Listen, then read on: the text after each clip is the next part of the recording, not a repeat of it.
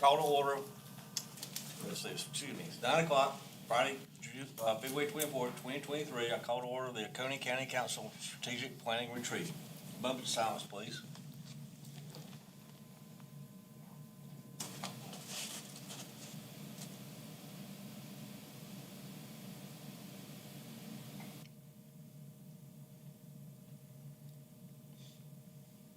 Mr. Root? Pray with me if you'd like to. Dear Father, thank you for this beautiful morning that you've given us, for this opportunity to get together and be deliberate and plan. The word says without a vision, the people perish, so we want to avoid perishing, and we want your guidance, your planning. So just infuse this meeting with your wisdom, your guidance, your insight, and help us to, and counsel in particular, to have love and wisdom for their neighbor, for all the citizens in this county, and that this will be your meeting. In your name I pray. Amen. Let me start with leading the pledge, please. I pledge allegiance to the flag of the United States of America and to the republic for which it stands, one nation, under God, indivisible, with liberty and justice for all. Discussion and prioritization of goals for strategic planning, including annual review, Ms. Brock, County Administrator, strategic goals, discussion, and additional matters, considerations related to budget development and county resources.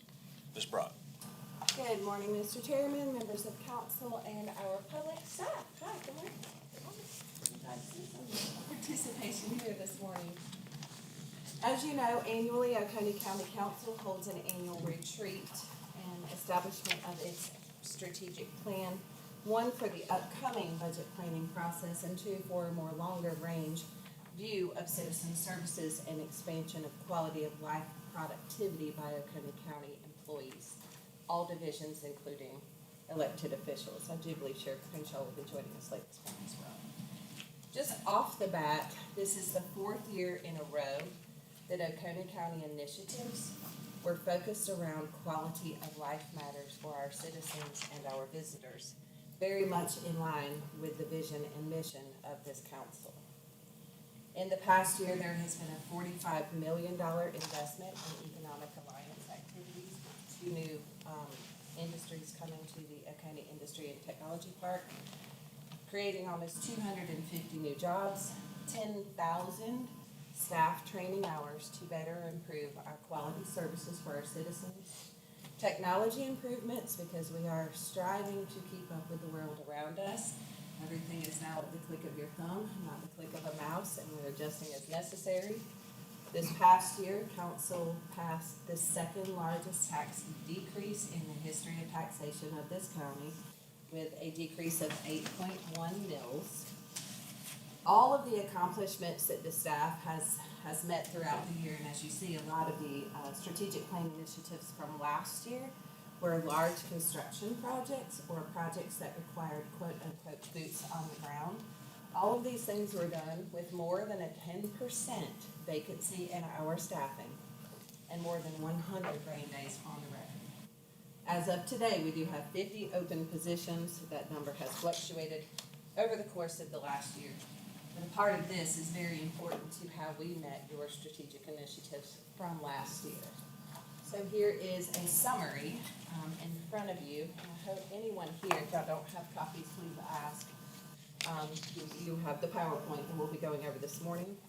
But there is a much longer report, 16 pages here in your packet that will be included as backup as well, for departmental items that were addressed throughout the course of the year.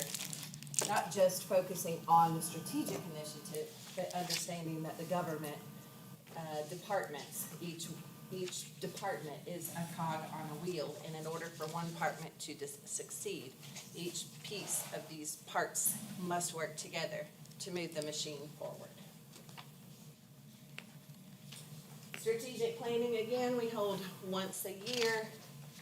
Last year, I believe it was on the 22nd of February, so we're just a day or two off of that. The idea of this strategic plan retreat is to have a less formal, more roundtable style discussion about initiatives going forward so that we can plan for budget processes and objectives for the next year and beyond.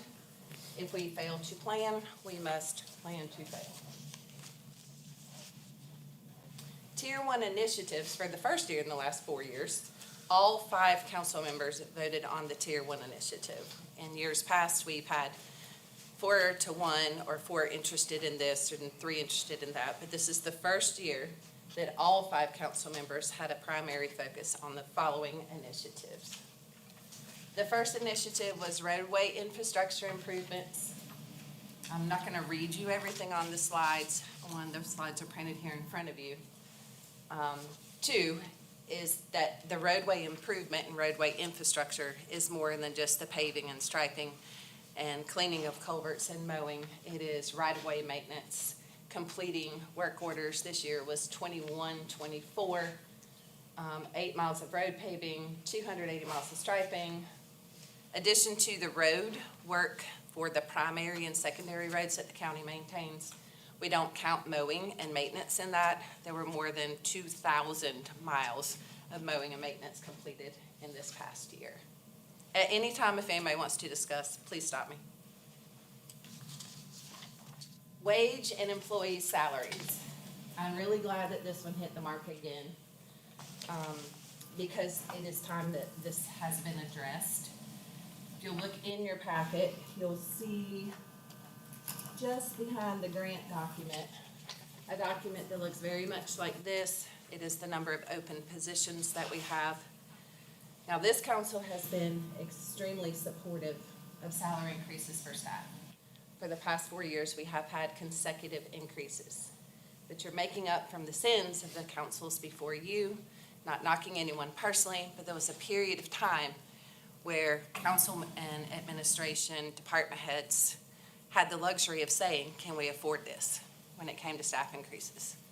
It may not have seemed at the time like a luxury, but we don't have the luxury of asking if we can afford staff increases anymore. We can't not afford to do it now. As the discussion continues this morning, you'll also see, I believe this is the 3rd or 4th time I've included this chart in your packet. It is a step and scale plan. That would be a driving document for any staff discussion this morning. Again, previous 4 years, salary increases. Meeting with the sheriff at Tuesday, was it this past Tuesday? Yes, Law Enforcement Committee of Council. He was sharing information about counties near and far and salaries near and far. And we have over 18 months, 22 months, always looked in the past to counties that were in our class on the SCAC scale, which is, it means they're similar in population and or land mass. What we have learned is that we're not losing employees to counties in our class. For instance, we're not losing employees to Georgetown County. We're losing employees to Anderson, Pickens, Greenville, and neighboring counties in North Carolina and Georgia, which means that relocation may not be a factor for us losing employees. What that may mean is that driving distance is a factor, especially for law enforcement and fire, because they get to work a shift differential in those other counties. Sewer expansion. I almost think Mr. Hart should be able to say this one. The final approval contract will be on to March 7, 2023. Agenda for council consideration. As you all know, we have discussed sewer infrastructure expansion. I think as long as anybody has been in this room. I think I'm the longest, Liddell. Yeah, the longest standing person in the room. And the South Carolina Rural Infrastructure Authority just yesterday did approve the grant award for $2.106 million toward the Sewer South project. And that was a feat. Solid waste facility improvements. Again, this was for the identification of centers that could accept brown goods and the expansion of convenience centers in areas of the highest growth. As you'll see in your packet and on the longer report, this has also been a process. Electrical upgrades are going to be required at the Five Forks Recycling Center, which is number 8.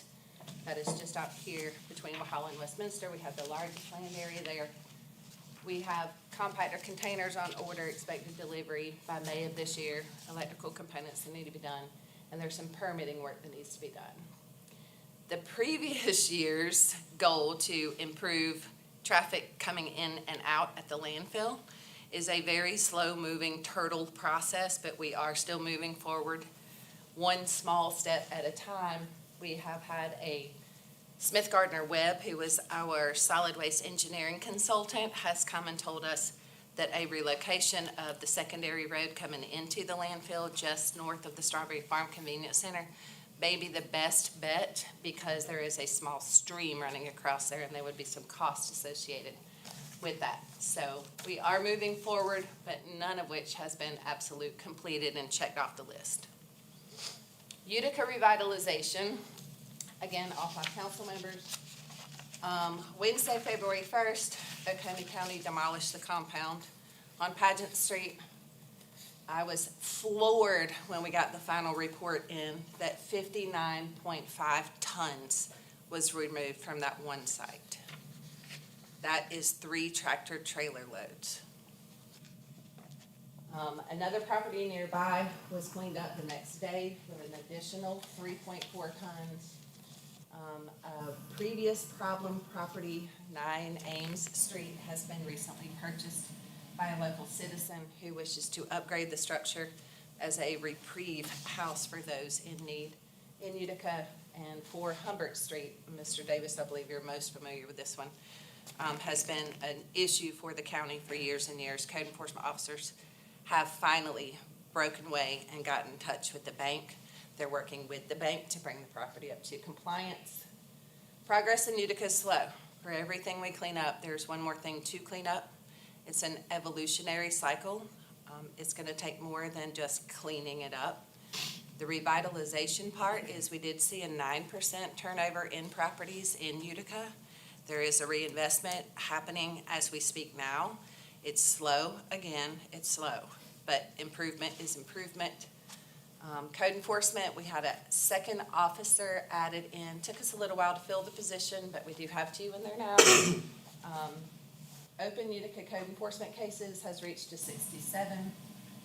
Closed cases is 5, and placarded structures at this time is 24. And placarded means basically that it's not safe to habitat.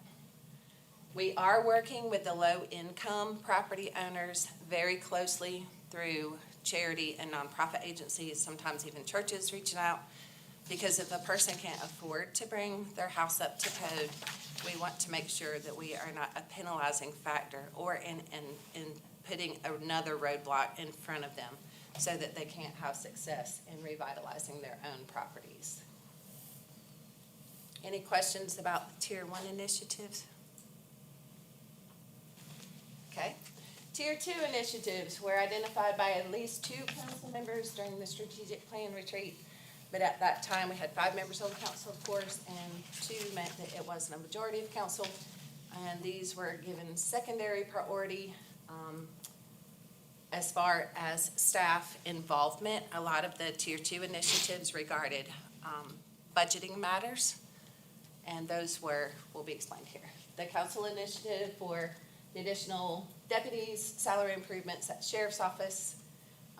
Council approved the 3 full-time deputy positions, converted 2 sergeant positions, converted 1 part-time investigator to full-time, increased starting salaries for non-certified officers, which means just bringing someone in without any experience, to $40,000, and increase the certified officer, which means they have been to the academy and were certified to do law enforcement on their own, to $41,500 annually. Because of the salary increases for the lower ranking deputies, that created compression within the upper ranks. So we came and asked council to give the sheriff flexibility in addressing the compression within the ranking officers, and council did approve that additional $247,000 for such. Ms. Brock, before you go off there, will you touch on the law enforcement committee, Mr. Mize, Mr. Elliott, myself, will you touch on that, what was discussed in that, so it's in this as well? Sure, absolutely. So this past Tuesday at the Law Enforcement, Public Safety, Health and Welfare Committee of Council, say that past 3 times, Oconee County Sheriff, and I hope all of you took the time to read through the sheriff's annual report. He had left his annual report here, asking for an increase in starting officer pay. Again, you have a list with the number of vacancies in the county. We're at 50 today. It's very hard for the sheriff to recruit law enforcement officers. Even with the increase made just 1 year ago, it's still not competitive. Again, not to our class counties that are 6 or 8 hours away from us or 4 hours away. We are losing officers to nearby counties. If you can get in your car and drive for an additional few $1,000s, they're going to do it. The request from the sheriff at the time, I believe, was to bring them up as much as possible.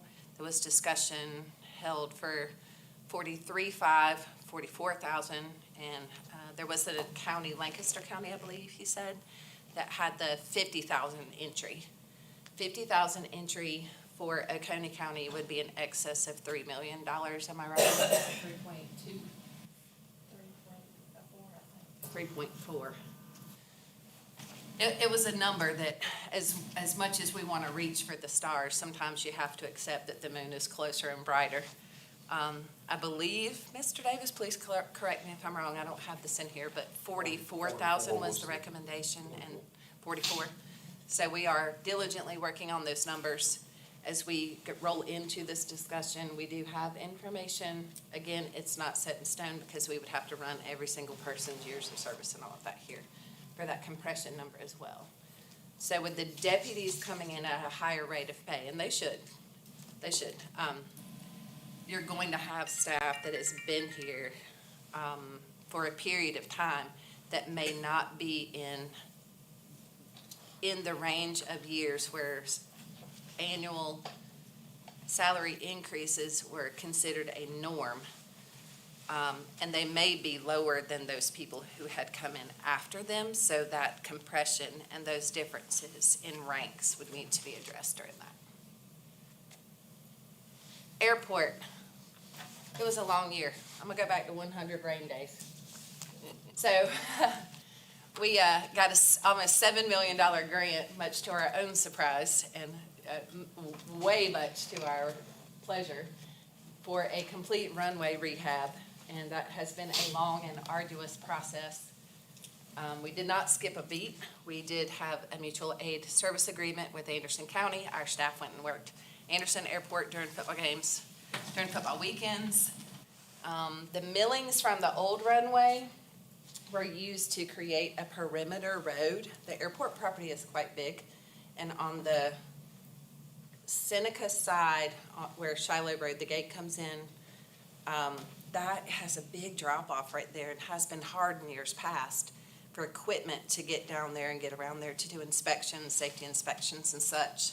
So the FAA did allow us to reuse all of the millings from where we tore the runway up here to use as a road bed to go around. And now we are able to go around and do safety inspections, lighting inspections, so much safer. This past year also, Oconee County, while the airport was closed, they designed and implemented a foreign objects debris program, which got us highlighted in the Aeronautics Association of South Carolina, Palmetto Aviation Magazine. Airport has been open 2.5 months. We closed for a few days again for some restriping. There are some safety measures. Again, read your really long report because there's some really nice things happening. You know, the rough area on the roadways that the DOT is doing now for center line, where it goes, we have those now at the airport on the runway as well, which helps not just the smaller pilots, but the bigger planes as well when they're flying VFR. Broadband expansion, again, one of those other things, quality of life. As you all know, we partnered last year with Upcountry Fiber.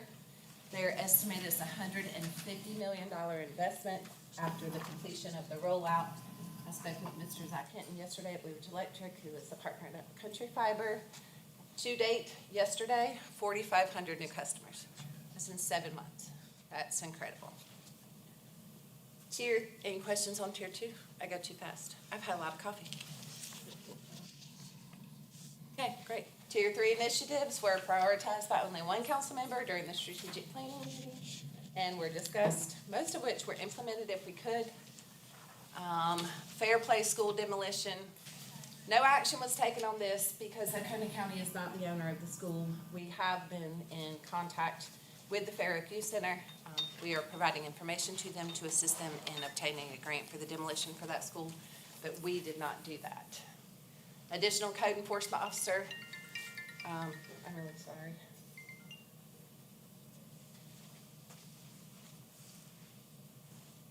My daughter's at school and having a moment. The code enforcement officer, again, it was a little difficult filling that position. It's not an easy job. It's, in fact, a pretty difficult job. And with such a long process for completion and success in a case, they may open a case tomorrow and then not be closed till 2026. So there's a lack of being able to gratify getting stuff done and checking it off the list. I'm working on some alternative trainings and alternative responsibilities for code enforcement officers, just so they don't get burned out. As you can see here, 159 cases were opened, 26 cases closed, and 40 structures placarded. The code enforcement officers often have to go into parts of the county and areas in the county. Obviously, it's code enforcement, so there's something wrong that somebody complained, because we are complaint-driven in code enforcement. And at times, they do need law enforcement officers to go with them. As you'll see on your staff vacancy sheet, and I'm not going back to it, it's just very difficult to keep things working when you have a lack of staff doing so. They do need law enforcement with them at times. Now, they are officers. They're sworn, but they are not armed, and they shouldn't be, in my opinion. But because of the lack of staffing at certain times at the sheriff's office, we have had, and not anyone to blame, it's just a matter of timing, difficulties at time addressing things at the time the complaint is called in, because we have a lack of resource with 2 people going into a property without the law enforcement presence. Countywide blight control, go back and see the code enforcement activities. Adding to the countywide blight control, Mr. Davis, can I loop in the burn structures discussion as well? So this past Tuesday night again, at the Law Enforcement Health Safety Welfare Committee of Council, I'm gonna say it 3 times today fast. The IPMC does address burn structures, but as we discussed during the committee meeting the other night, there is a drive to create an individual ordinance to address those burned out structures. There'll be some, I hope I'm The saying. natural disasters was addressed. That's right, that's right. Thank you so much for that. 36 months was the goal-ish. I think we're I'm looking at dropping you that. to help. Yeah. I'm sorry. Yeah, I think we're gonna drop the timeline from the event until remediation happens, and I'm gonna work some language in that accomplishes the same goal. So it's gonna come back to the committee next time the committee meets Okay, in draft form. so that will be coming back to committee the next time the committee meets in draft form. Thank you, Mr. Root. I always appreciate the help from the legal division, for sure. Communication specialist, public information officer, the position was not funded in the budget, therefore it was not filled. We have taken it amongst ourselves in our departments to do a little better job, as much as time would allow, for us to put information out on the web, social media, and work together to make sure that information disseminated to the public is accurate, correct, and is reflective of true activities here at the county. The master plan for Shawroom County Park, no action was taken on this. Mr. Shirley's not here this morning that I can see, because I'm imagining he's at one of the large capital projects he's working on right now. This is on the front burner for the upcoming budget that we'll be discussing March 7th. So I just want to say that as much as that didn't happen, it's not because we didn't want it to happen. That is one resource, Mr. Shirley's time and energy, that is spread as thin as it can be. The Greenway Development Plan, that one sort of died by the wayside. We're keeping this up and active as anyone is interested and council approves moving forward. Increased district recreation funding. Council did unanimously approve this in this current year's budget. We anticipate that same amount going in the budget going forward unless there's direction coming from strategic plan or council committee. The districts for the last 15, maybe 12 years, received $30,000. They've seen an increase in activities. One, their expansion of the actual activities they do, the sports that they do. And two, they're getting a lot more involvement from outside of city students, players, athletes who can come into those programs. As you all know, we only have one district that is not, Mr. Hart, that's your district, Fairplay, doesn't have a municipal recreation program, so that funding does go directly to Fair Ed. Council's financial support for local food producers in the farm center. This past year, Oconee County Sea Funds and Oconee County helped complete the entire perimeter road inside of the farm center. We've sponsored several events there. Council also approved the creation of the Oconee Agricultural Preservation Task Force. That final report will be coming to you in March. We also funded the Oconee Food System Assessment for the Oconee Food Coalition, which is under Cultivation Project Oconee. That report will be incorporated into the Agricultural Preservation Task Force report if the information is available on time. If not, we can do a separate presentation for that. And finally, Golden Corner Commerce Park. Just last week, you all approved funding for engineering services for the grading of the 42 acres. Mr. Gilbert, a new Economic Alliance Director, came in mid-year last year, has literally hit the ground running. He and I made our trip to Columbia this past winter, late fall. We anticipated coming back and being able to tell you all that we had received grant fundings, $750,000, but instead we were able to make phone calls on the way back telling me that we had secured almost $2.5 million in grant funds for this specific project. Again, council initiatives meets the mission and vision. It is the mission of Oconee County to provide our current and future citizens and visitors quality services while protecting our communities, heritage, environment, and natural resources in an ever-changing world. I believe if you'll review the longer document, you'll see that we have done that in spades.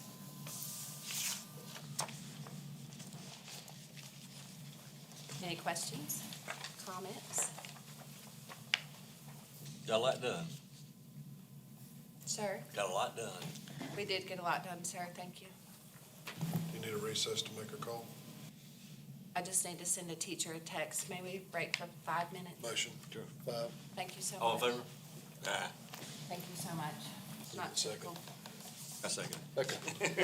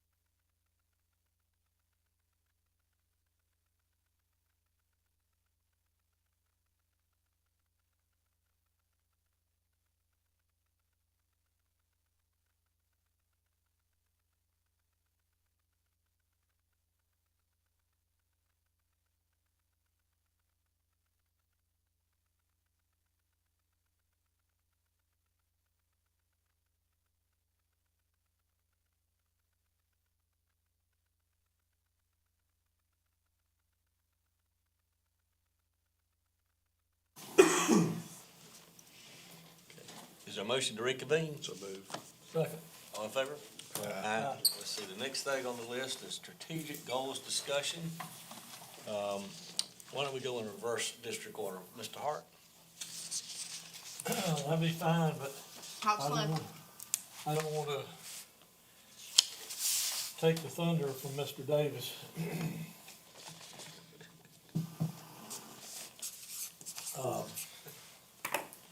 I'd like to make sure that we aid and help for Golden Corner as far as the roads that we started and the roads that we need. Also, I've got a Oconee County business that has an interest in 20 acres there, and it needs to be subdivided for the future planning so that we can come up with that 20 acres.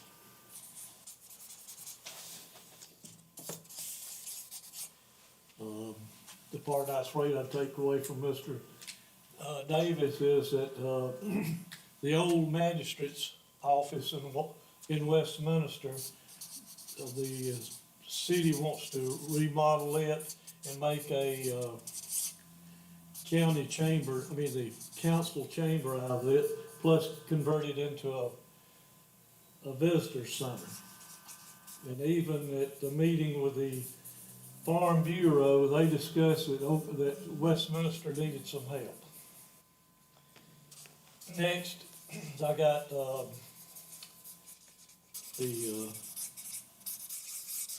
health care, the ambulance service. I got an email that they need help in their funding, which they presented at last council meeting. They're going to fund and establish another, station at Carlet and Shiloh.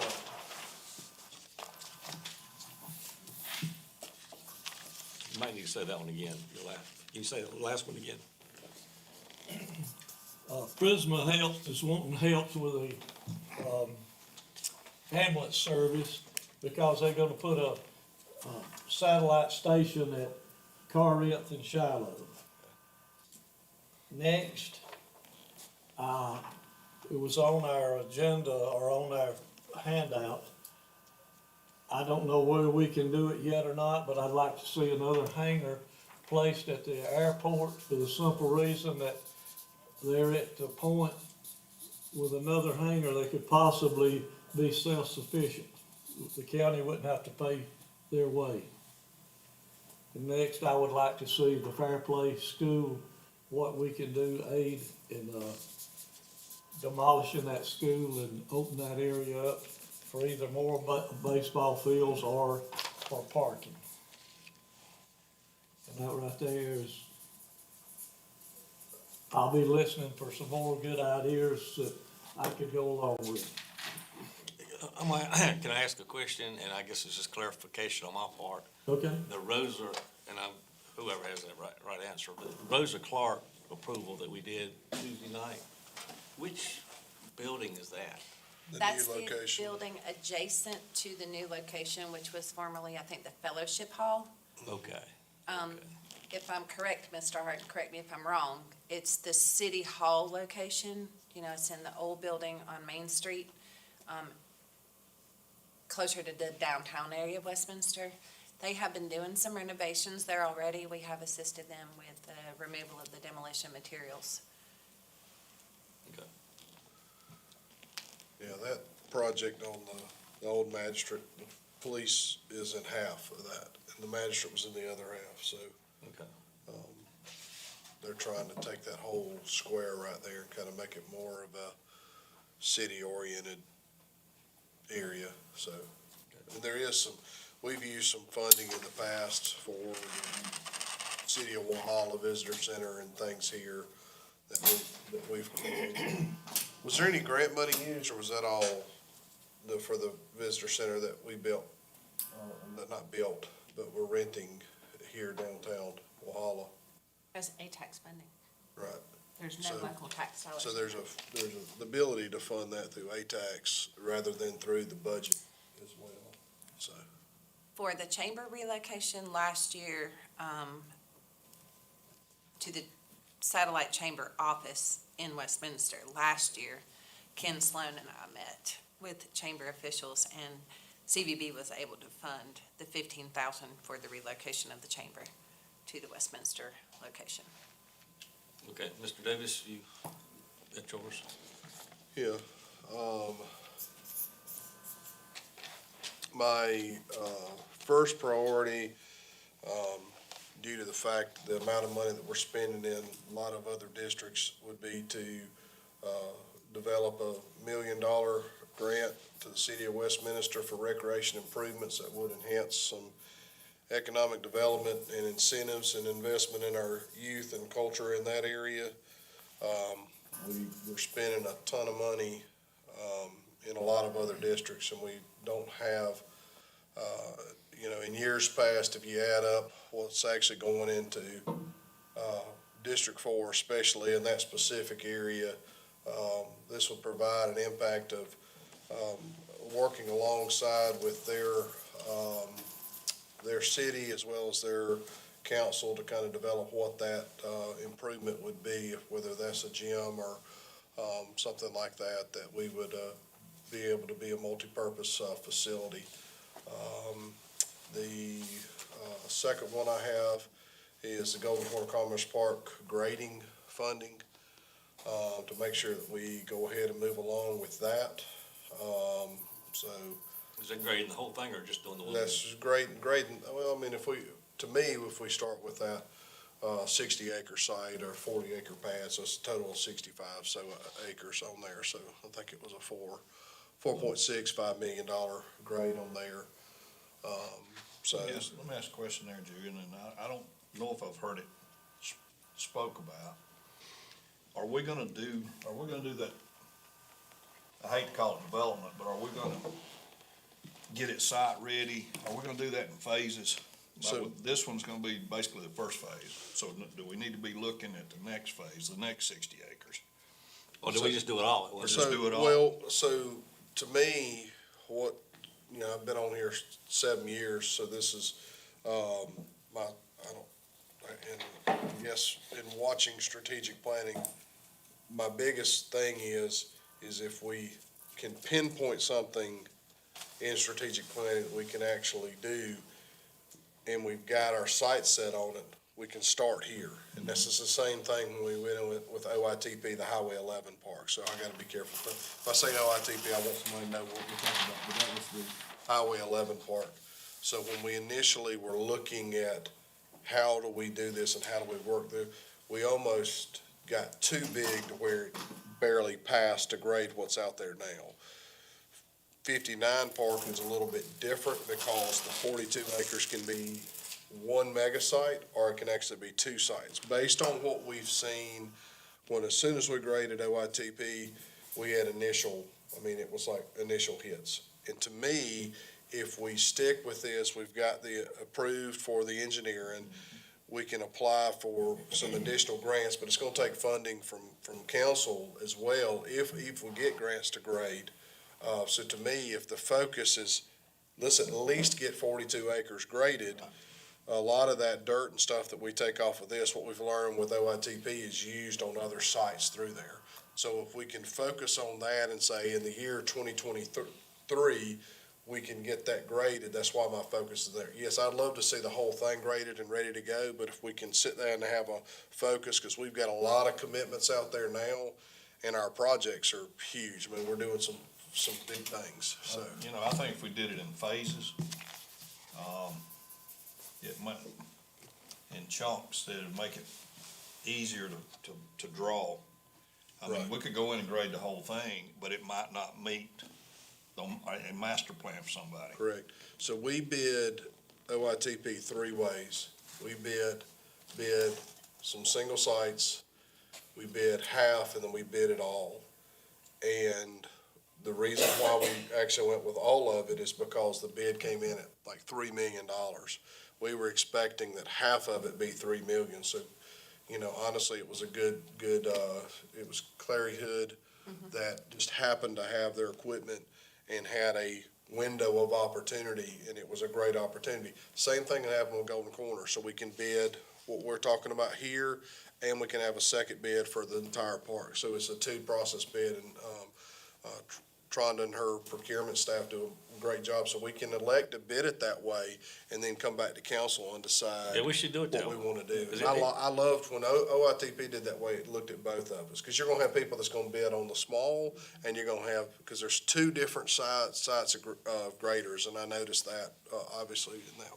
And so, I'm not against looking at that to say, look at, we can put that, but I definitely want to make sure in 23 that we're at least grading that site. But I'm not against throwing out there and saying, okay, let's, bid out for the two bids, and go from there. So, but if I'm not mistaken, Ms. Brock, would that not require some additional engineering from Thomas and Hutton to say here? So we would have some additional engineering costs, period, to develop a, maybe what we should state in that is a Golden Corner Commerce Park master plan, because we know we're gonna stick with the 42-acre grade here, so maybe we need to start looking towards that, so,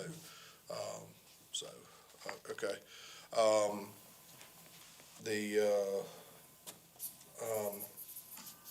Continued emphasis on, increases on staff, I'd like to at least see, a 1.5%, built into the budget. I know we're working on a lot of different things in our staff on there, along with sheriff's officers. So we're really doing a good job on making sure that investment in our staff, the services are better than they've ever been. So, retention is where it needs to be. We got a lot of openings, but, we're not missing a beat, and that speaks volumes to our staff here. Increased road funding. We could put $1 billion in road funding and not be enough. So, Mr. Reed and his staff are doing a great job there. I'd like to continue to see the $150,000 we have in the farm center. I'd like to continue to see that on there so we can move that along.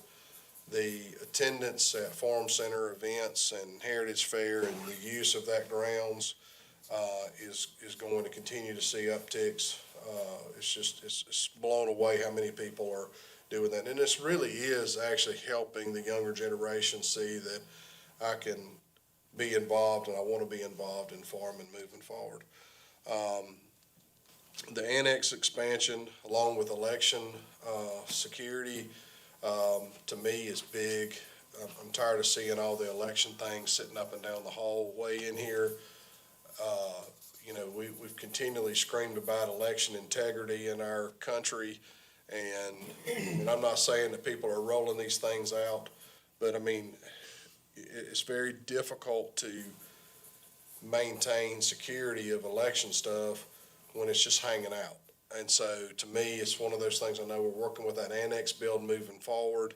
I'd like council to, continue to think through this about, if that's, your election or a presidential election on the line, because if we've done some marvelous things in the elections around here in Oconee County. We're very blessed with our staff. We're very blessed with, the amount of people that vote, but more and more people are going to come out and vote. And I surely hope that continues to grow, because it's very poor when I see, 10, 12, 13%. So to me, as that continues to grow, so does our integrity here in this county to protect our elections. So that's what I have. One comment on the roads, because, we all get phone calls about the roads, everybody does. And of course, I explained the state roads, but a lot of the counties, and I'm not saying I'm a proponent of this, but a lot of the counties are doing referendums and letting the voters decide if in fact they want to put the money where their mouth is when it comes to fixing the local roads. Like a referendum for a penny sales tax, I don't know. But so many people complain about the roads, a lot of them are state roads, but a lot of them are county roads too. I mean, we've got our own problems on the county roads too. And if the voters decide that they want to do that, then terrific. But I mean, I think we ought to let the voters decide, or you do want to put your money where your mouth is. Everybody wants to complain about it, but maybe we don't want to pay for it. Somebody's got to pay for it. Yeah. I got a question, or not a question, I guess you could rephrase it to a question. Can seed money be used to pave roads? Seed funds money is Yeah. used to pay roads. Okay, I think we need to direct some of that money towards paving roads. Yes, sir. Is that still on? I gave the clicker away. Will you go to the roadway infrastructure one? So our C-Fund committee here meets once a month. It's usually the third Thursday of the month, 10 o'clock in the morning. As you'll see here on the bottom, the C-Funds committee did approve 1.2 for local roads. State roads go outside of that scope, and that's, of course, as you know, under DOT. But the city roads and smaller county roads are allocated through our local C-Fund here. And Mr. Hart, I've been encouraged by one of the members to come to the meeting and bring Ms. Brock, and so I'm gonna come the third Thursday of March. I think they meet at 10. They do, here in And the I think it'd be conference room great in if all of Pine us Street. went to some of those meetings, because, I mean, they've got the money. They've got the money. It's just, where do we wanna spend it? Well, and some of the issues that you have in our state DOT is how they prioritize projects.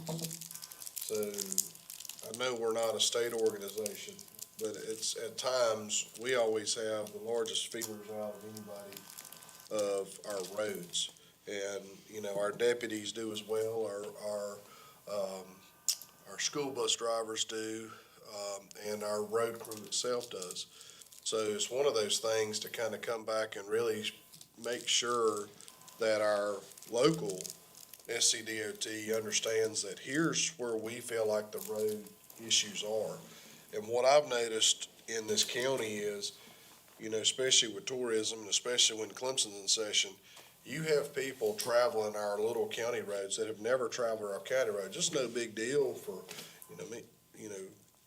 me and Don's been around here, Glenn's been around here. We know these county roads, but, I mean, you know when you can't see half the stop signs because it's grown up. Well, you know when you gotta drive in the middle of the road. Yeah, but we have lost lives in the intersections of some of the county and state roads. And it's not because it's poorly marked, it's just because it's an old county road. So you're coming into a state road, highly traffic areas around Highway 11, and there's no real warning. And I think those are the things that we really need to think about is that it's no longer are we local Oconee County anymore. When 85 was shut down the other day, I guess the world of Waze sent pretty much everything that was coming down 85 down Cedar Lane Road. And so we had a parade out there that was absolutely blown away at the entire 85 traffic coming down Cedar Lane Road. But we live in a world that everything comes off of, Waze is routing them that way. So Cedar Lane Road. is from that almost one trip, one from that one trip down through there with the amount of truckers, we probably lost a half a lane of asphalt on both sides, and we're down to dirt. So it just shows you that our county roads a lot of them were horse and buggy roads. So, those roads especially, and it's not just Cedar Lane Road, but it's a lot of them are a lane and a half. So, it's some things that we need to look at improving, and I know that, Kyle's sitting there raising the flag right now saying amen but it is safety. We can drive on these roads all day long, but when you got somebody that's not used to it, that's when we're starting to lose lives, because most of the people that are passing away around here are not from here, and they happen to be on this area headed back to Georgia from college or whatever it is. And we've done some great enhancements with our parks in those areas to keep them safer. We need to do the same thing on some of our county roads, so. And I was surprised, a gentleman took me around, a couple months ago, around the Madison area, and I was surprised at the amount of gravel county roads that we have. We have 614 miles of gravel roads. And those are in some better shape than some of the paved ones. Oh, yeah, I mean, I wasn't driving fortunately, because I would have been lost back in there, but it was amazing. I mean, the roads were, the gravel was great. Somebody will help you. If you get lost out there, somebody will It help sounds crazy, Mr. Elliott, but sometimes the gravel roads are easier to maintain. you. Mm-hmm. In that Madison area, there's a state road that is gravel still. Oh, there's a lot of state roads that are gravel. It runs, from over to Unity Church area, all the way across, and I mean, it's, there's places where it's just a one car, and it's a state road. We work side by side with Forest Service roads. And we don't maintain their roads by any means, but we do work with them.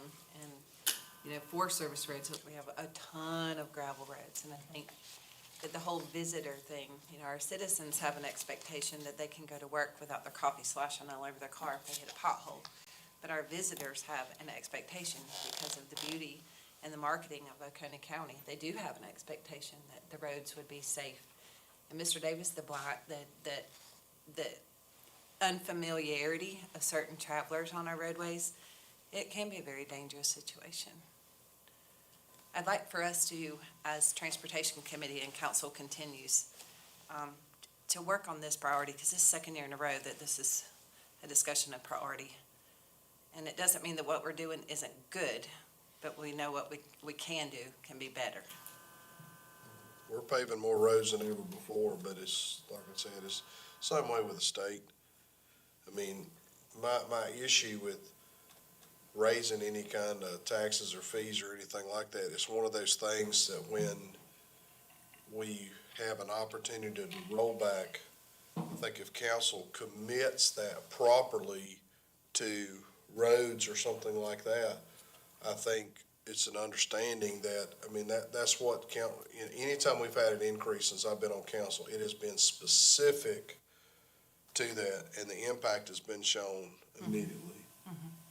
So to me, as we look towards this stuff, if we hold, we need to make sure to say, this is what it's for, and this is the design of what it's for, rather than try to grab, because, you know, we don't need, in my opinion, based on what the forecast is, we don't need to tax any more, because of what's coming down, and we're doing a good job, and it's a good time. It's a good time to live here, it's a good time to there. But as we move forward, just like when we're rolling back this year, we need to look at that and talk as a council and talk to your constituents and go, if we keep this, this is what the allocation's gonna be for. And I'm not gonna have a trouble with it as long as you actually do what you do with the money.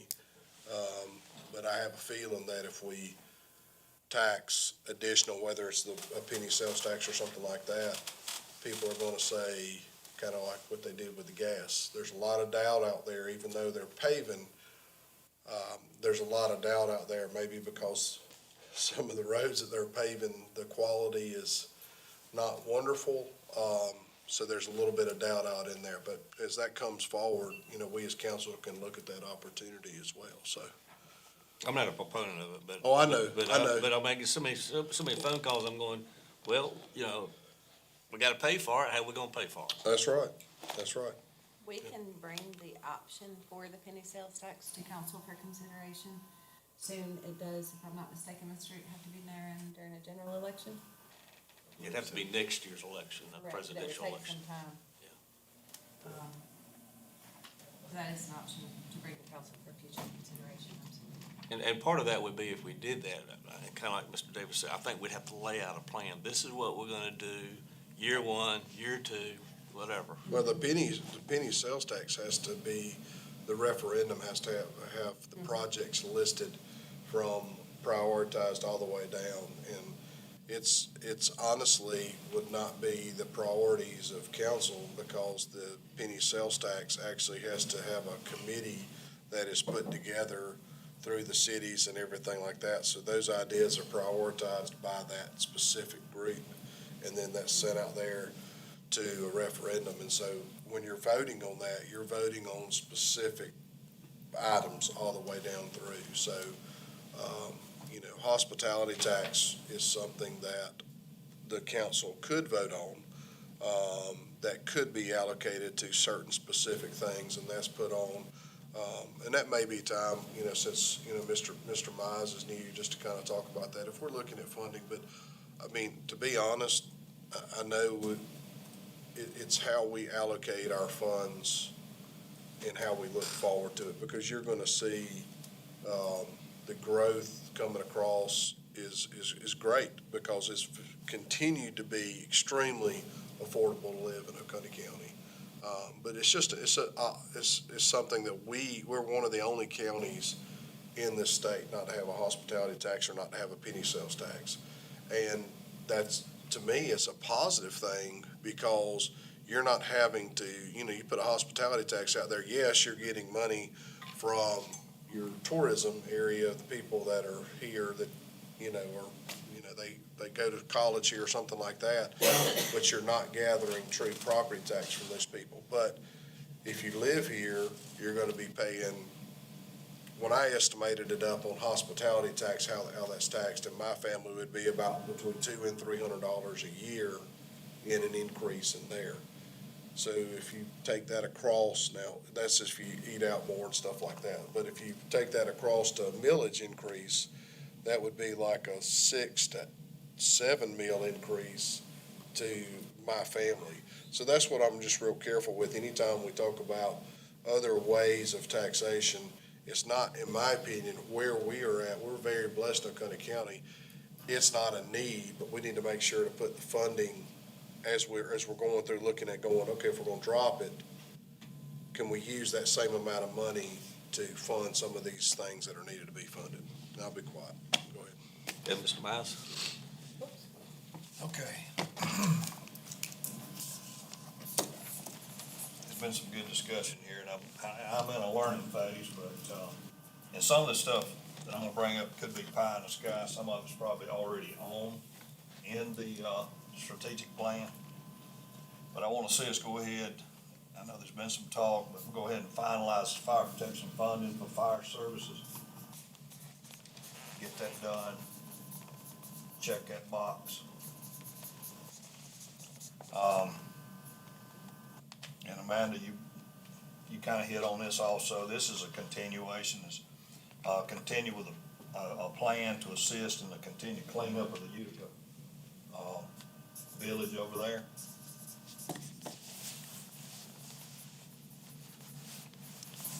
And as I was riding around yesterday, I just got to look, and I can't remember, I was all over yesterday. And I live on Perkins Creek, and I see it every day on Perkins Creek. But we're gonna do a better job, and I don't know what plan it's gonna take to put it in place. But we're gonna have to have a more stringent plan for enforcement for the litter control. I don't have the answer for that, but, some of the roads, they're pitiful. And I don't know how to stop it, but we're gonna have to come up with a plan. The community's gonna have to pitch in to help clean these roads up, pick the roads up. You know they do, and then next week, they're all over the place. I know, I live on Perkins Creek. Breaks my heart, breaks my heart. There was, a couple of years ago, there was some fella, don't know who he was, he took it upon himself, and he went from one end of Perkins Creek Road to the other end of Perkins Creek Road and picked that entire road up, and it was pristine. It wasn't a week later, you couldn't have told where he went. Yep. And it's pitiful. And we shouldn't accept that. Let's see, I know the planning commission is working on this and will be coming to us, I hope in the near future. We'll work on a zoning ordinance that's gonna address junk yards, recycle yards. There's a couple of places in my district, one on Old Clemson Highway, that, let me just say they need some help.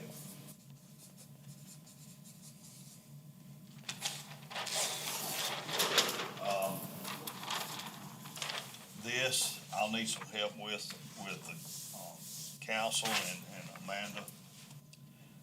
Is engage the DOT.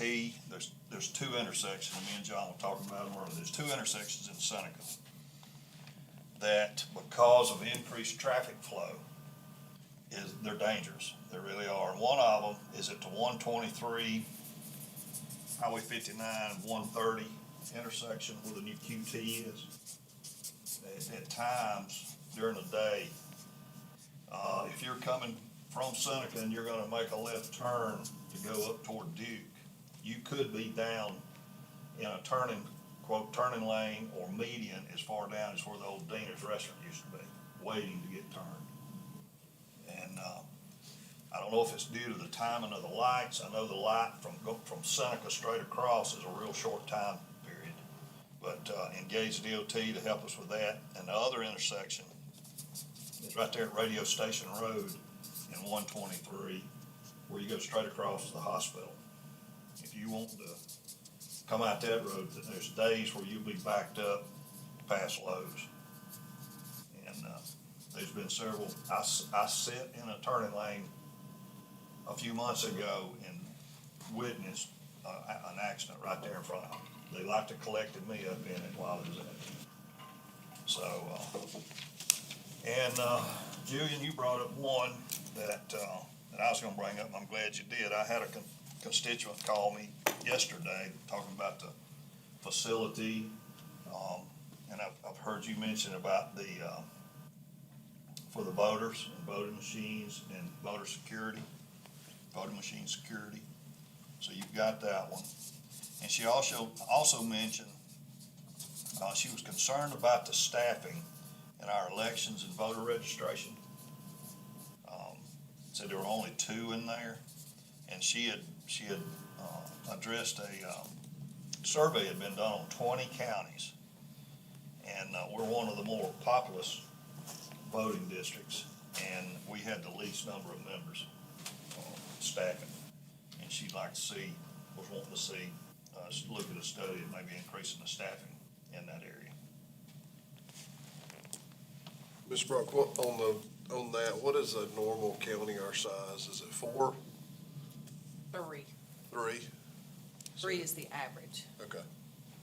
Now, At least one. Christie sent in, was it Darlington County? Darlington County Did the conducted survey? a survey Did of the election survey, yeah. officials. So we do hire staff mark, so right now, we have a staff mark employee working.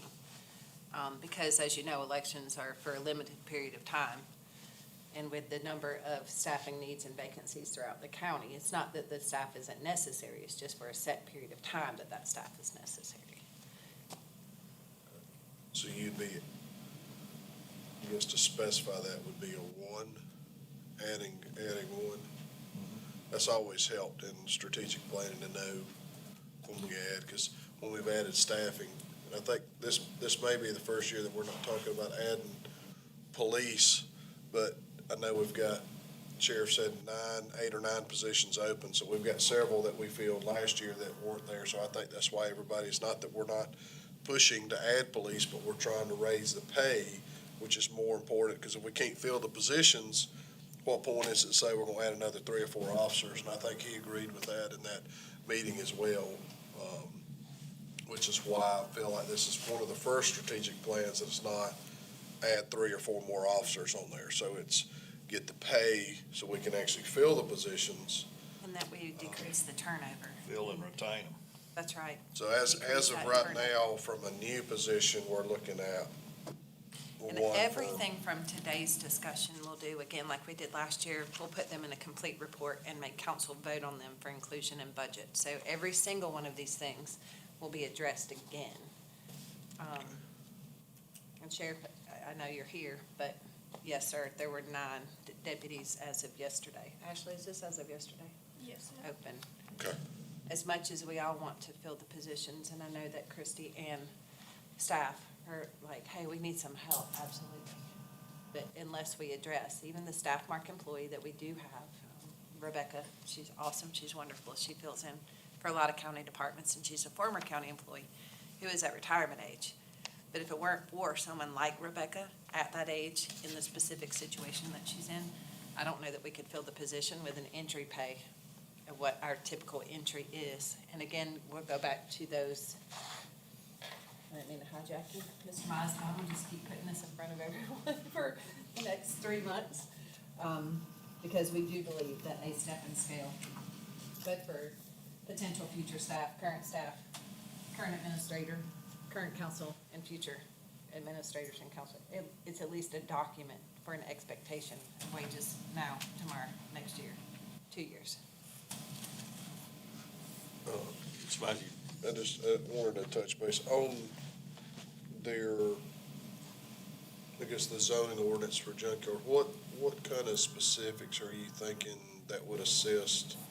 Is it something that keeps you from seeing it, or is it something that, what's your thought process behind? Yeah, a large part of it is the visual of it. Like a buffer. I like a buffer, make sure they're set back, make sure they're meeting the, DHEC guidelines, make sure that we got a significant buffer, make sure they're licensed as it should be. I don't know what's all in this, ordinance that they're gonna be bringing. I think to council. safety's in there too. I've been Safety's kind of in involved there. in that, and I mean, the main concern, I think, that started it all was if we had an elderly person or a child, like on the old Clemson Highway, just wandering in that junkyard, that person's gonna be dead, or that kid's gonna be dead. Well, and you know, we've all had people call us that live up and down specific roads going into them based on what they're having to pick up. And sometimes the transportation, and I don't know how you address that. I've talked with the sheriff a couple of times about how to address, cause it's like, I mean, they're literally dragging a car on rims down a road and it's damaging our roads. I mean, you can see how far it goes, and I appreciate the sheriff and his group that's really actually addressing some of those, because, I mean, I think the first time the person called me, I kind of was like, no way that's happening. And she sends me a thing of a Toyota with no tires on it being drugged down the road to this specific place. And there is a place, I mean, the thing is, they do serve a purpose. Yes. I mean, they do serve a purpose. Without them, this stuff is scattered all over the county. But I do agree with kind of what you're talking about. But, you know, maybe there's some way, some of my issues is what's the goal of it? Is it just, a pile forever? Because that's what I'm kind of seeing like with cars, or is there actually parts coming out of it? Or is it going to be when the metal price goes up, they're all going to disappear? I mean, like, what's the goal of it? So, that's kind of, I sometimes wonder what these. We'll have to wait and see what the planning commission sends to us. They're working on it now. The other thing, looking forward, as we get more and more EVs in the counties, something is gonna have to be done to address that. Those are just not your normal, quote, junk cars. You got the lithium batteries. Of course, DHEC should step in and help address that with us. But at the local level, we're gonna have to make sure that wherever they're at, because that impacts your fire and rescue. I mean, they're dangerous when they're sitting out. Very dangerous, very So- dangerous. That's gonna have to be addressed coming down the road. The country's gonna have to address that problem. That's a problem that's gonna be all over the country. Correct. You have a wreck an EV with a lithium battery, you almost have to dump it in the lake to put the Yeah. fire out. Yeah. It just keeps burning. So, and when I was thinking about that, what was the slogan, keep Oconee beautiful? And that goes back to the litter. That's part of in my mind, it's part of the litter. So, but they're a necessary evil. You got to have them. So, that's the reason I brought it up. Okay, I won't be selfish this year, none of these affect District 1. Most of them are Mr. Hart's district, so, complete sewer to exit 1 and exit 4.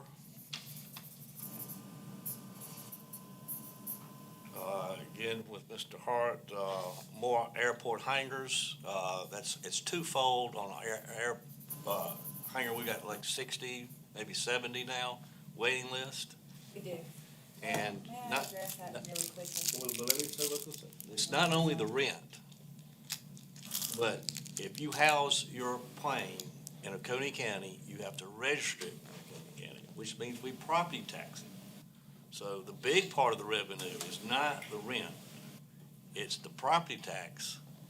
And you can have, we need to have some big hangars and some medium-sized hangars. Because there are folks that have I know a guy right now that has a large plane that's housed in Anderson.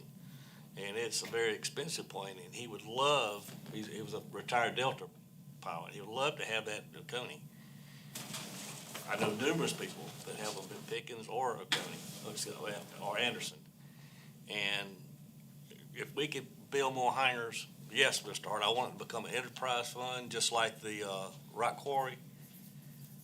But also, it's that property tax that's the big amount that would come in, to Oconee County. So it's a revenue generator. It's not something that taxpayers will pay for and they'll never get their money back. I'm for grading the whole Golden Corner Commerce Park. I think if we do it piecemeal, it'll be more expensive, but we'd have to take, I'm for doing the bids both ways, like Mr. Davis said. Do the bid for just the pad, the 60-something acres, and then the bids for the entire Commerce Park, and just see how it falls out. We've talked about this. I'm gonna put my 2 cents in. I'm all for the sheriff's department's increase that we talked about Tuesday and we talked about this morning.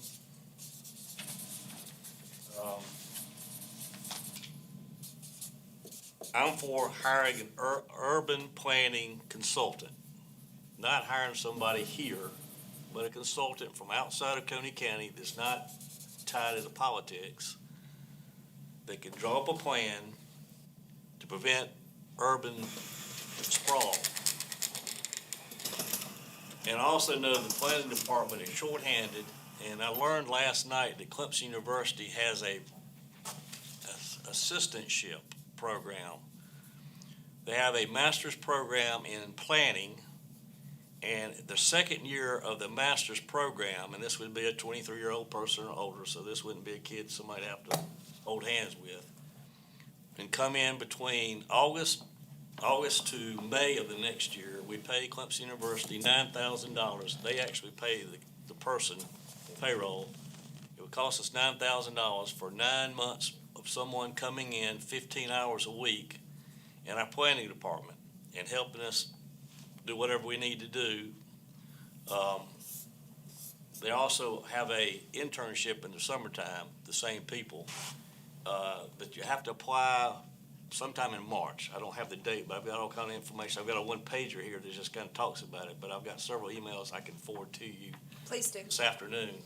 But I think we need to leverage as much as we can off of Clemson University to help us out in a way that we're not having people on a payroll that stay on the payroll for years to come, but can bring expertise and young ideas to us at a very cheap price. So I think we should partner with Clemson University as much as we can. Let me Sure, stop you there, John, sure. and expound on that a little bit more. Would we wanna maybe engage Tri-County Tech? If we brought interns in and expose them to the, county government, whatever their expertise is, whether it's in IT or heavy equipment operation or administration or whatever, maybe we need to look at bringing interns in to supplement the staff on a temporary basis, pique their interest in it, and possibly they'll be filling roles in the pipeline as folks retire. Right, and the reason why I'm not being age specific, but I am, the reason why I said 23 years or older is the company I work for in Spartanburg, I brought in college interns. A lot of them were 19 years old. A lot of them was, you had to help them with the bathroom or whatever else. I mean, you know, it was more of a public relations thing than it was to really get work done. And so I agree with you, if we could find some mature people to do that, but we don't want somebody hindering, you know. I know Duke utilizes that. They use a lot of interns out of Clemson and like in the engineering department. Yeah. And a lot of them end up coming to work for Duke. So, We do utilize interns, as much as we can. We even go through the Career Center at, the Hamilton Career Center. okay, Tri-County Tech. that's great. And the last one I'm sorry. Mr. Scott Mulder and I looked into that, and same as he's talking about, when we was talking with the professor, we could have one of those students, that would be their senior project, working on Oconee County. I mean, that could be part of their graduating program. And so we never had anybody at that time because we was too late getting in on the action because we had waited too late, but they told us the next year, if we were interested, it could be made a senior project. And the last one I had, I think we've already talked about, is focusing on the local roads.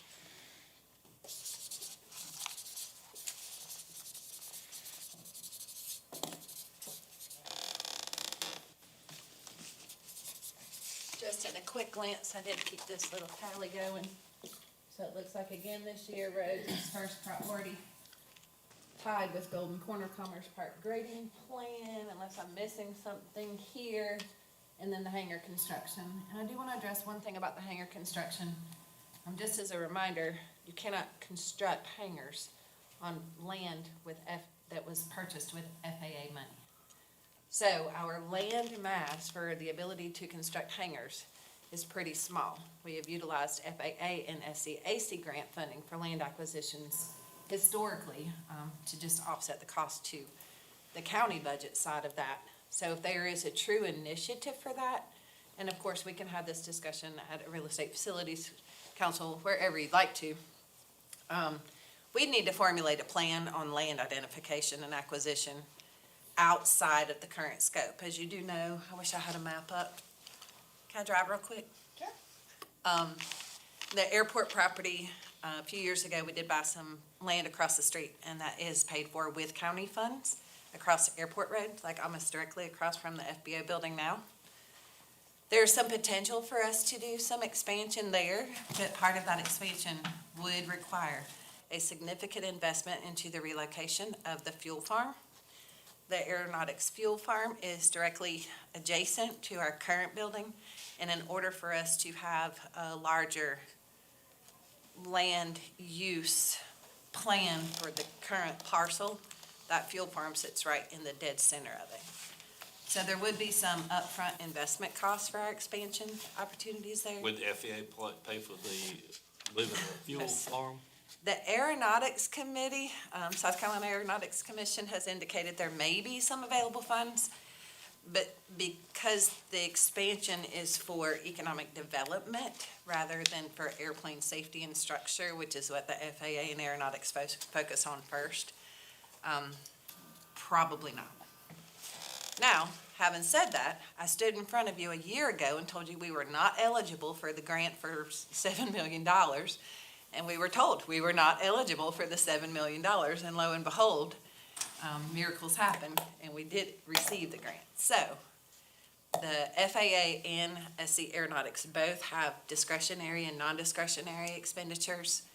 With the federal budget being behind the state and local government budget cycles, sometimes there are amendments and changes that happen between our July 1 budget date and their September 30th budget end date that allows them to utilize discretionary funding for projects. So I wish I had a better answer, but hangar expansion would be enormous. We've made considerable improvements. The Oconee Airport is a gem. Last year, I think in September, October, I presented to you that the State Department of Commerce economic impact to Oconee County was in excess of $12 million annually that Oconee Regional brings to this county. And that number can only improve with additional hangar space. So it may be well worth the front-end heavy load for investment in order to reap a more longer term and financial benefit to the county. Okay, does anybody else want to add any goals before we go to the next topic? Okay, the next is additional matters, consideration related to budget development and county resources. Ms. Brock, you want to say anything about that? Yes, because I feel like beating a dead horse just isn't as much fun unless we know he's really dead. So let's beat the horse again. So in front of you is this step and scale chart. This Price, and I'm sure Ms. Price is sick of seeing me, so if it's okay with y'all, I'm gonna let her go home as soon as we're out of here today. She spent a lot of time in my office. We have worked on this, Sheriff Crenshaw. has helped us work on this, department heads have helped us work on this, other elected officials have helped us work on this. We've gone to other counties and looked at their step and scale. Early rough estimates say if we were to implement this, now these are early rough estimates. I'm hoping my estimate is a little high, not a little low, coupled with the request for the 44,000 starting, which was on two different, to address the pay of incoming officers. This step and scale also addresses compression. The total cost is a little more than $6.4 million. Again, I'm saying we had the luxury in the past of asking ourselves if we could afford it. We no longer have that luxury. Now we have to ask ourselves, we have to tell ourselves that we can't afford not to do this. So when the budget time comes, this document will be included. Now, we are not asking for the 6.4 up front. That is not any portion of the plan. But $2 million at a time for the next 3 years addresses compression. It addresses your longevity. It addresses your recruitment. And as older county employees or county employees closer to retire, that number is going to decrease because the attrition number will roll back into that recruitment process. This is a considerable investment into Oconee County. This document has become more and more important because this document, the vacancies, used to be one page. We used to have 60, 70 applicants for positions. And I'm never going to suggest that we keep up with market. That we just can't do that. But if we're going to keep up providing the services to the expectation of council and citizens, and we're really good at that. We're really good at this. We need to consider being a little more competitive with our neighboring counties. I know the sheriff brought up Lancaster. I know your chart came from Darlington, but we're not losing staff to somewhere far away. We're losing staff to our neighbors, and we should. Our neighboring counties pay better. I'd just like for y'all to take some consideration over the next few weeks. Because if we don't address the staffing issues, then we can't address the objective of council. One thing we did here again in the company in Spartanburg, is we did a study, and I'm not sure we could do that here, but we did a study of the cost of turnover. In other words, the cost of training, the 3 months or whatever. $614,000 last year. That does not include salaries. That's only the cost of physical employees coming and going. Safety equipment, background checks, trainings required. And the year before, I think it was 388. The 388, our turnover was very different during the COVID period because it was COVID. I don't think anybody was going anywhere. There was a freeze, wait a minute and see what's gonna happen with the rest of the world when COVID hit. But even the previous year to that, it was about 400,000. I think the biggest thing to look at in our open positions, Sheriff 13, OLEC 8, Emergency Services 7, all surrounded in public safety. Roads, 8. I know, Public and safety. then you got roads, so, but those three together are direct public safety, and then you go back in here with your roads, and you got 8 back in here, which causes issues with public safety if they're not addressed. Roads is safety, I absolutely. know, but I'm saying like, Absolutely. so if you take all those, you start to see, without anybody really paying a lot of attention to that, their priorities are well within Correct. the needs that's out there. So, and that's kind of been that way since I've been on council. It seems like it's gotten less. But we're starting to see, and I know several of y'all are involved with the world of firefighters, where, we see a steady decline in volunteers. And it's not just in firefighter world, it's just across. So, putting in paid positions has been a little bit of an answer with some hiccups as well. But emphasis needs to continue to grow on that pay scale as well to make sure, because getting to be a tougher job as well. I did include fire and emergency services and public safety. It's not just law enforcement, just for the record and just for complete transparency. Because typically, and even as early this morning, I have an app that tells us where the calls are and what they're doing. If you see a blue light, about half the time you're gonna see a red light. And if you see the red lights, about 48% of the time, half the time, you're gonna see the blue lights. It's a partnership going forward. So that was territorial. Sheriff, I'm speaking out loud, correct me. It's not as territorial as it used to be because there was such a discrepancy in how the volunteers viewed the paid staff and how the paid staff viewed other paid staff. Oconee County is not like is not any different than anywhere else. The expectations have changed.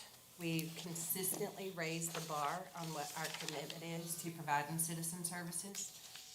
And as difficult and as hard as some things are, and I've talked to each of you and everybody in this room, I think, knows that I have days where I'm just like, this place is crazy. But it's growing pains, and they're absolutely normal. And anytime we have a hiccup, we're humans. That's what we're gonna do. I have told a citizen yesterday, Mr. Elliott happened to be with me, Oconee County is in the consistent habit of hiring humans, and humans are in a consistent habit of erring. There's not one thing we do perfectly, but we do most things well. And I believe most of you can witness that because especially Mr. Davis, Mr. Elliott, Mr. Hart, you too, I have a feeling the expectation of our service has risen to the point where your phones are ringing less. When I worked at the county 15 years ago, we had a road line, and we still do. And you'll see our work orders have gone up, but we're addressing them. Even short staff, we address them. Sheriff, his inability to hold on to and recruit because of the wages and because of our neighboring counties. Keep in mind too, we're a training playground. Staff like to come here, green under the gills. They get trained in 14 different disciplines, and they're very attractive to our neighboring counties because we've made the investment.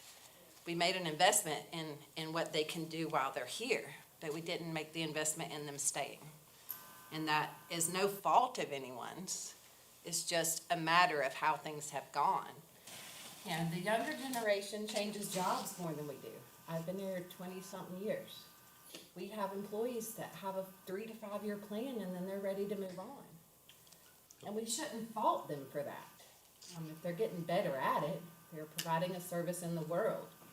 But we need to be able to get the attention and the retention of good employees, Hamilton Career Center, Tri-County Tech, Clemson University.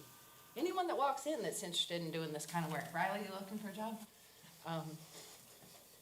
We ought to be able to bring them in and keep them without it being a detriment to us. Because the turnover's a cost, but there's also a hidden cost. You know, my grandfather used to say, what you paid for something is not what it cost you. Well, we may pay these salaries, and we may pay the insurance, and we pay the benefits. But the true cost of losing the employees is not in the dollar bill. It's in the lack of experience for future leadership. We're not seeing the same caliber and amount of people coming in wanting to serve the public. We don't have the same pool to choose from as we used to. And that's not a knock on anyone that doesn't want to work here, but it's not good enough for government work anymore. There's a standard of excellence, and there's an expectation of you and the public who relies on you to deliver those expectations. On that, Golden Corners grading, you've got 2 there. If you didn't count me, I want you to put me as a mark on there. I mean, Math is hard, sorry. Here. I was looking at, I can see where there's 2 of them Well, jump out at you, but, Well, here, when you said Yeah. Golden Corner roads, I didn't know if you meant. yeah, Golden I Corner. went meant the grading and, Okay. I mean, it may be the road that's there is gonna have to be extended to go to the back, cause that 20 acres I'm talking about could possibly be at the back. Okay. Okay, all right, then we have 2 first places. This is a great place for us to start. Thank you for the clarification. And I do want to echo what Mr. Mize said. I mean, the phone calls I get on roads, but always South Carolina roads. But that's District 1, it's a lot of South Carolina roads. The second phone call I get is about the trash. And so, and I don't know, we've struggled with this for 4 years. I mean, we raised the fine for the maximum for the magistrate. You know, we kicked around the idea, but that Mr. Root didn't like it about making them wear, litter bugs when they're picking up the trash on the highway. But we've got to figure out something, and I don't know the answer. And if we had the answer, we'd take care of it, but. Let me see, and I'm glad you brought it up again, because I get tired of seeing trash on Perkins Creek Road, and I just see it, because I see it every day. And, Sheriff in here? Yeah. You know, in today's world, and I could go on and on, my wife tells me I talk too much. If I get gone, she says, who'd you run into to talk to? But in today's world, we're gonna have to start using technology instead of an individual. And is it possible, and I know this is a simple approach, but is it possible we identify these problem roads and we put up what I'd call a game camera, traffic camera? That's got the resolution to pick up. You see a guy open a window and he tosses out a Bojangles bag, we got the resolution, we can pick his tag number up and we'll go get him later. Is that possible? Anything's Or possible, legal. Mr. Mice. Post the area that's under video Reach surveillance. out to Mr. Root, in their statute where you can't use cameras to enforce the law? My understanding of that, and it's been a while since I looked at it, as a primary means you can, but as it can be secondary evidence, I think that's the way it plays out. We could use that as a tool, absolutely, Mr. Mice. And then we could do some further investigation on it. I think I won't say it would stop it, but I think it would slow it down, especially if you can make an example out of a few people. That gets publicized. They said, you know, we might all keep that Bojangles bag in the car till we get home. We're doing some cameras now, some of our game cameras get stolen, fortunately, we got $500. We have utilized that, and certainly open to utilizing that some more. That's great. I think it'd be cheaper just to put a trash can at the end of, like, a stop sign, where they can just get out and just put it in there. Don't trash down the road, just put it in the trash can. It's hard to hit it when they're running 50, 60 miles Well, an they hour. can hit signs all day long. I think we should talk to our delegation, because Mayor Towle from Salem called me up last year. He had taken a road trip up to West Virginia. West Virginia has a $25,000 fine for littering. $25,000, a car, right? Not a bit of litter on the roads he rode on in West Virginia. It must be in a different part than I go on. Well, he said it was crystal clear, and he said the sign said $25,000. That's maximum, I guess, maximum. I mean, the magistrate, I guess, decides how much, but you see a $25,000 fine maximum, and you're gonna think twice about throwing out a beer can or a Wendy's cup or whatever it is you're gonna throw out of the window. Well, some of this comes back down to when we've had ideas on when the pet license fee got thrown out up there, and I'm like, you're trying to address a specific population that really doesn't care. And you couldn't get $250 out of some of them.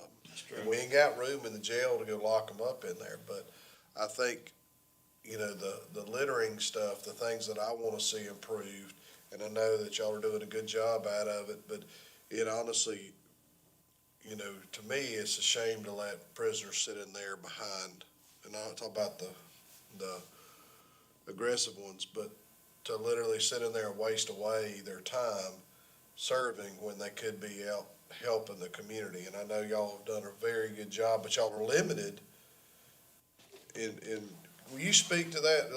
Because you're limited through who can actually come out and pick up litter, because we've got plenty of people for child support and things in there that are just minor criminals, if that's the correct word, that can actually be eligible to come out, because the state doesn't allow you to do the chain gangs and stuff like that anymore. Speak to that just a little bit, because I think maybe there's something we can talk, if you want to talk about state delegation, because, I mean, I've never been in jail, never intend on going to jail, but I'm just saying, like, there's these guys that are sitting in there wasting away their time when, you know, I pick up litter all the time.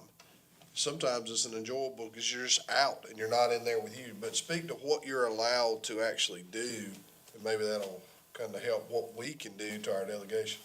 We don't have the chain gang. We've certainly, sheriffs across the state have lobbied and tried to get legislation passed to where we can actually force. But unfortunately, I can't force an inmate to go out and pick up litter. Now, we use inmates every day, go out and pick up litter. And, you know, if you look at our totals over the last 5-6 years, it increases every year. I think we were 120+ thousand pounds. They sent me pictures yesterday on West Bryant Road where they went out and picked up the trailer load down truck Yep. later on West Bryant Road. So we do utilize them every day to go out like weather permitting. But you're right. Legally, I can't force an inmate to go out and pick up litter. You know, we certainly encourage, and we have some folks that want to get out of there. You know, so we don't have a problem getting them.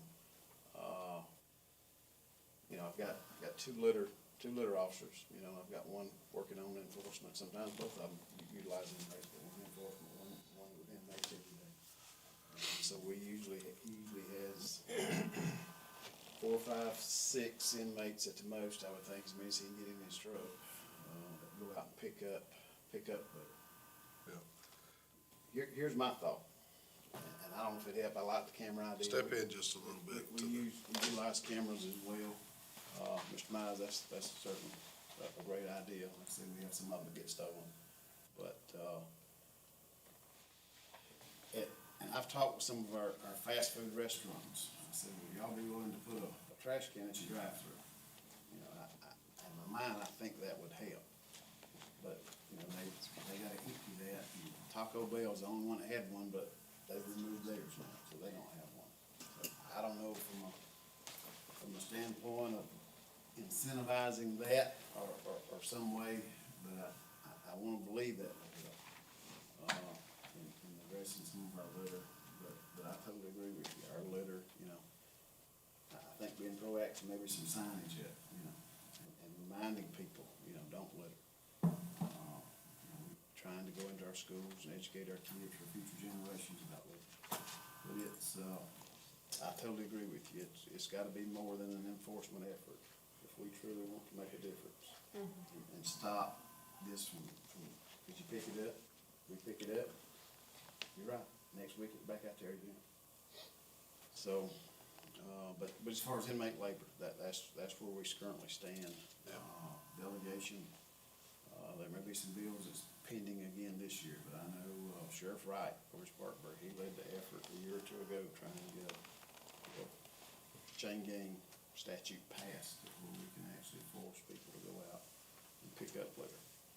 Now, based on Sheriff Wright's, he was trying to assist with that to help on some time served as well. Correct. That would be beneficial to those people, because it's not a shaming effort. There's actually a reward to allow it, and I think his plan was awesome if it would have been allowed to be implemented. And I think as a person, you were building, you're not losing a person behind bars. You're trying to build a person while they're serving time. And I think that's important. And maybe if it's just something that we do here to send from this county, and you sign with it as well, to state that we support something like that. Because it would be something that's beneficial to our county as well. It's a great program, and it's something, as I was growing up, I mean, you know, I remember, and, you know, I see it as, like you said, I can't make them do it, but when there's a reward behind it, because we've tried to do the other side of paying nonprofits to do it, we've had a little bit of luck with it. Sheriff's Office. Um, I wanna meet with you later and exchange but- program. When did we add those 2 litter control officers? We've had one since I've been sheriff. We added the other one, Two or 3 years years ago, yeah, I was on council. So, yeah, and the amount of trash y'all pick up is unbelievable, and that's just gracious. And there's a lot of groups doing it now, but I think it's one of those things that maybe we need to look at, Mr. Chairman, moving forward, to send something down to delegation saying that we support you know, and I think what Sheriff Wright had in there was very humane, Absolutely. was very respectful. Work release type Yeah, program, so. Yep. Yep. But on the enforcement side, you know, we're not wanting to fill the jail up. But I guess part of their punishment could be 30 days community service, something to that effect. And the judges or our magistrates do implement that. We utilize, students that get caught vaping in their schools, we utilize that community service for those tickets, to try to utilize them for picking up litter. But I think some signage would help, just another thought. We've got 18 schools in our county, each school come up with a design, county makes a sign, and that sign goes up, you know, outside that school on the road, just don't litter. You know, having that message, one, they see it, and then, the drive-through restaurants, if there's some way that can be incentivized, I want to believe that would help. What is the open container rule now? If you pull somebody over with open container, because it seems obviously that's the number one litter between Natural Light and Fireball, down Cedar Lane Road. That's Up to $1,000 if I'm not mistaken, and or 30 days in jail. Yeah. Open container, I believe. Yeah. If you pull them over and they have it in a bag, we can do like get out of jail free card or something. Maybe that, I'm just kidding. I don't know about that. Yeah. The gas station Fireballs have definitely, added to the litter. All right, Mr. Chairman, sorry. Thank you for what you're doing. Thank you. Yes, sir. Thanks, Sheriff. And on the litter topic, it's gonna be like every other issue, it's complex. If it was simple, it wouldn't still be a problem. Simplified problems were solved years and years before all of us got here. The complexity of the litter problem is, you know, a lack of education, a lack of caring. Natural Light and Fireball, fast food, back roads, It's never gonna be solved until habituals. That IRO Coney that, we came up with a year and a half ago, we do have a program where nonprofits can pick up litter and receive X amount of funds for every mile picked up. The issue with that, again, is, by the time they get it picked up, they get the document processed, they get the payment request into us, you can literally go out, just as you said earlier, and it's the same issue. Just to adopt a highway by the highway department is a good thing, cause where I live, and I have to give this man credit, Mr. Jim McCall, I see him out pushing a buggy with a trash can on it when it's raining with a rain suit picking it up. And he picks up from the belt line all the way to the Friendship Methodist Church, and he's there daily. And at times when he doesn't have that done, he'll come down my road picking up trash or get another tributary road and take it through there, so, Sounds like we need to clone him. well, I was gonna suggest that, but I was afraid somebody'd say so. We need to clone him about 50 times and just put him all over the county. But Now, he years needs to be ago, he did. recognized because of what he actually does, and it doesn't matter, during the day or when it is, the weather conditions, that's his primary job in life right now. I mean, he's retired and he takes it on himself. He drives his vehicle to some road, parks his vehicle out of the way, goes down that road, picks up trash, and then comes back to his vehicle and moves to another place. That's unusual. So how do we advertise for the nonprofit organizations? Because last year when I was going around talking to different people, different groups, and I tell them about this program, and a lot of them belong to different Lions clubs or whatever, they were not aware of that program. So the sheriff's office website is still being upgraded. I don't know if it's on there yet. It wasn't last week or week before. But we could do, as a county, a better job of getting that message out. I agree with you, Mr. Elliott. We've got it on our website, or in the process of a new website, and you can keep it on there. But if you don't know to go there to look for it, you still don't know about it. So I agree, a lot of our, and I think we would see an increase in that if somehow we got that message out. It'd be wonderful if the Journal would write an article about it. I'm gonna write about litter, just because of Mr. Davis's quote. Fireball natural light, that's a. What you need to do is go get with Mr. Jim McCall and follow him around with a photographer and see the routes that he makes every day. I'll talk to you about that, Mr. Hart. Well, that's another thing to get it out there, and we may have to make a proclamation that one day out of the year, countywide, We do several throughout the year. Seneca's got, City of Seneca's got one on the 25th, so. And I know Ms. Brock and Mr. Davis and Mr. Kane, used to head up and I guess still do, a big litter pickup in Utica. Yeah, we're gonna schedule one probably in April is usually when we do it, so. Before it gets hot, the bugs come out. I was at a Fair Play community meeting last night, and they asked me, would it be possible to get some, big trash boxes set in Fair Play for their Earth Day, when they, I don't know what day they had decided, there's something to do with, in Earth Day's April. April 21st. And I told them that I would talk to you and see about getting one down there, but they're also getting Fair Play is interested in having the Earth Day and picking up, trash in Fair Play Let me and know the what surrounding area. Let me know what date and where, that's no problem at all. But you know, the problem's never gonna go away until either people get more responsible, which that's a long shot, or these packaging companies figure out how to make whatever they're packaging biodegradable later on. Ms. Brock, you have anything else?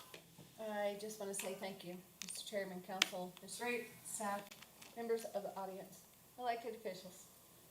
To all of you, it's been a long, hard year, I won't lie, but we did it. And I hope that when you review the full report, you'll see that every attempt and every effort was made to meet your objectives and then some. Well, thank you. Is there a motion to adjourn? I'll make a motion, we adjourn. All in favor? Well, excuse me, there gotta be a second. Second. All in favor? Aye. Thank you so much.